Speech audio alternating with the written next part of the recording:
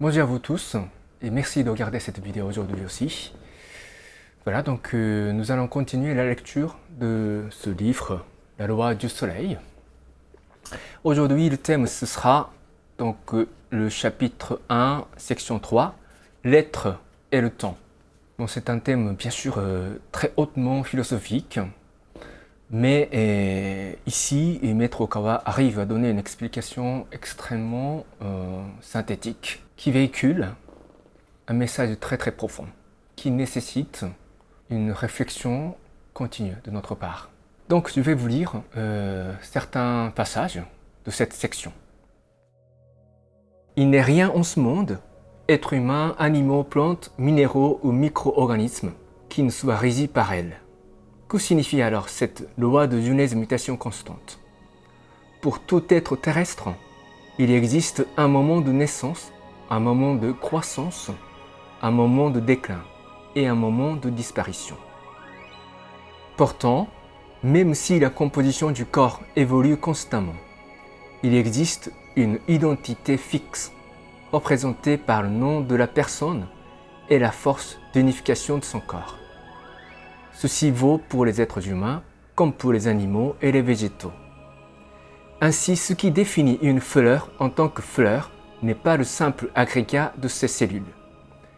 Une fleur n'est et ne sera jamais qu'une fleur. C'était une fleur hier, c'est une fleur aujourd'hui, et ce sera une fleur demain. Elle a beau changer en tant que fleur, mais jamais elle ne deviendra autre chose, animal ou humain. Tout cela suppose l'existence de quelque chose qui ne change pas au milieu de tout changement, qui ne se transforme pas au sein de toute transformation. C'est ce quelque chose qu'on qualifie tantôt de l'existence réelle, tantôt d'idéa, selon les philosophes grecs. Un proverbe bouddhique bien connu énonce « La forme n'est que vide et le vide n'est que forme ». Une telle formule rappelle une vérité que j'ai évoquée plus haut. Cette existence réelle se situe de fait au-delà des changements, et l'existence terrestre, en constante évolution, n'est qu'une projection de cette existence réelle. Les êtres humains ne se réduisent pas à un simple amalgame de cellules éphémères qui s'altèrent de seconde en seconde. Leur essence n'est pas ce corps physique transitoire qui change au fil du temps, mais une existence constante et éternelle. Cet être permanent n'est autre que la vie, l'âme ou l'esprit. Je n'entends pas par le mot esprit quelque phénomène étrange et mystérieux. L'esprit, c'est l'essence de l'homme, l'existence réelle éternelle est l'idéal de la vie. Voilà une vérité immuable, quels que soient les préjugés dont les gens fassent preuve à l'égard de ce terme. Une vie de fleur habite dans une fleur, et une vie humaine habite dans la forme humaine. C'est très profond comme message, comme vous l'avez constaté, probablement, mais en même temps c'est très simple. Mais pourtant, c'est difficile d'en être vraiment conscient. Je ne sais pas si chacun d'entre vous a eu l'expérience d'avoir assisté au moment où quelqu'un décède. Moi, j'en ai fait quelques expériences.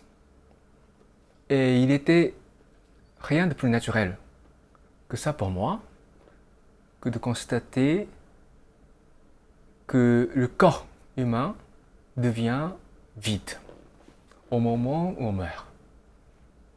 Jusqu'au moment de la mort, le corps était vivant, dans le sens où l'âme habitait ce véhicule.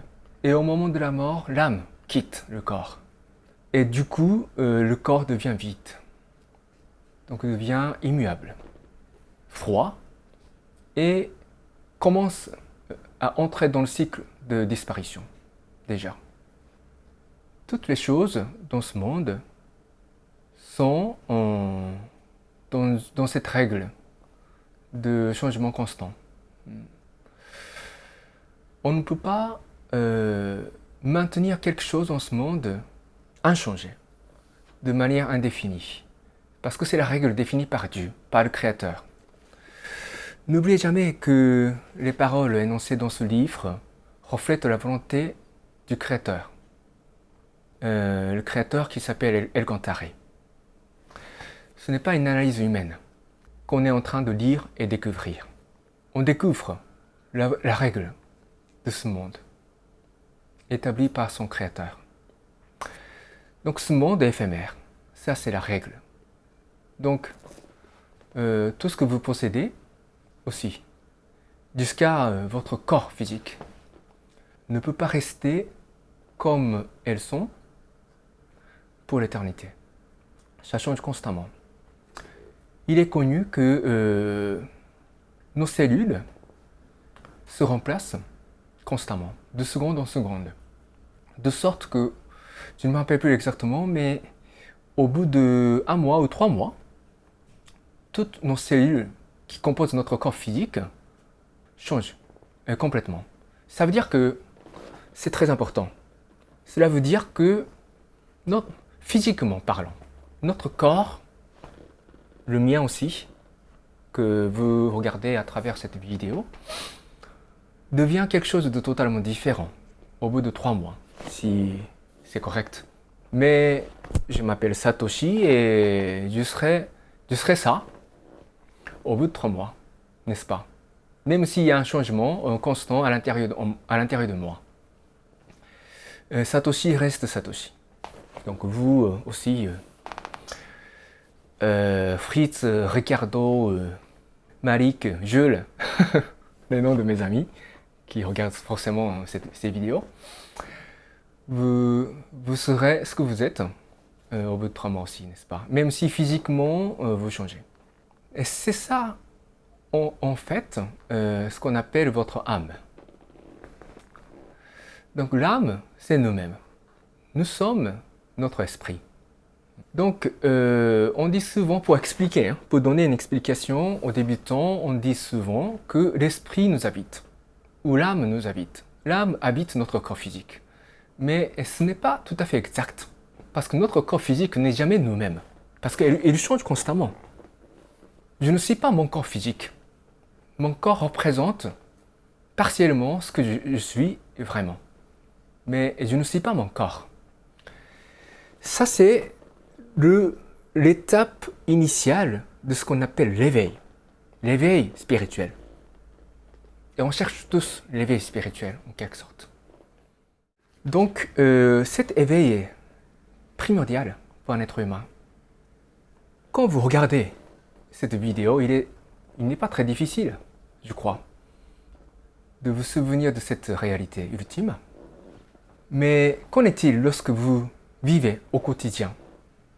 Lorsque vous mangez, lorsque vous travaillez, lorsque vous marchez en dehors, lorsque vous vivez normalement, est-ce que vous êtes toujours conscient de ça? Est-ce que vous êtes conscient du fait que vous n'êtes pas votre corps physique? C'est pas simple. Donc, pour maintenir notre éveil spirituel, pour maintenir notre état éveillé spirituellement, nous avons besoin d'une certaine pratique spirituelle. Cela nous garantit en fait notre bonheur intérieur. J'essaie encore de simplifier. Nous sommes malheureux parce que nous cultivons un certain attachement aux choses matérielles, y compris notre corps physique. On ne veut pas, n'est-ce pas, mourir. On veut éviter notre mort.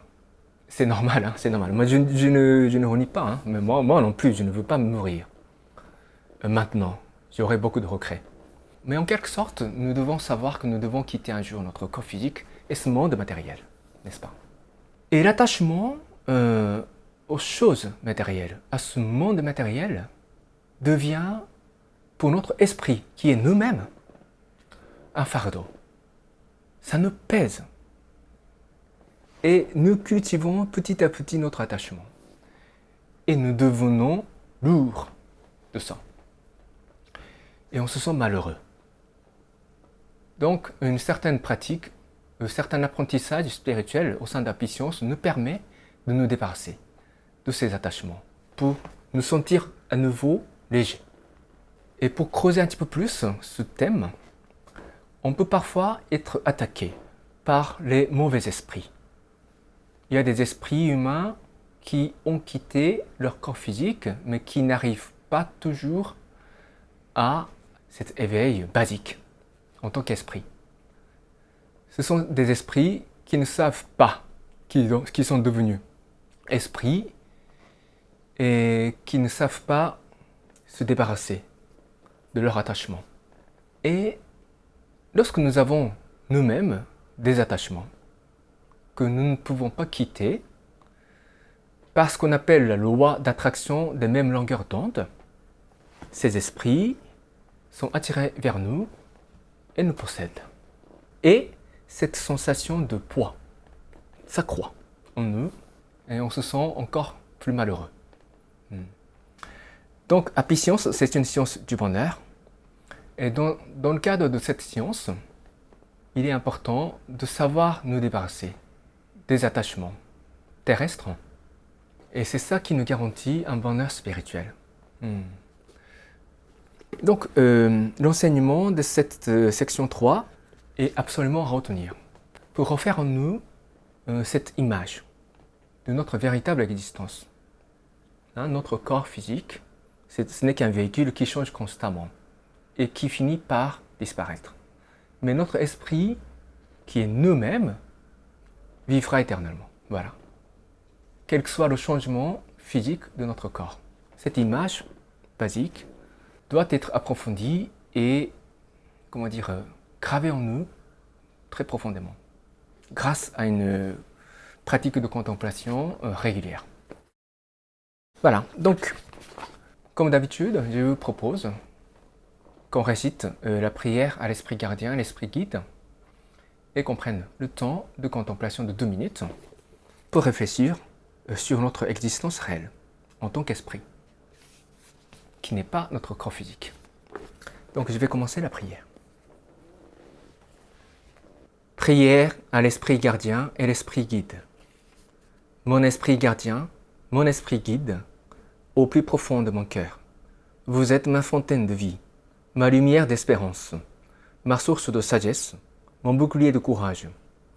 Assiste-moi, je vous prie, dans mon apprentissage quotidien. Polissez mon cœur chaque jour. Donnez-moi chaque jour de bonnes inspirations. Rectifiez le parcours de ma vie. Gardez-moi loin de tous les maux. Guidez-moi chaque jour dans une existence encore meilleure. Je vous remercie sincèrement.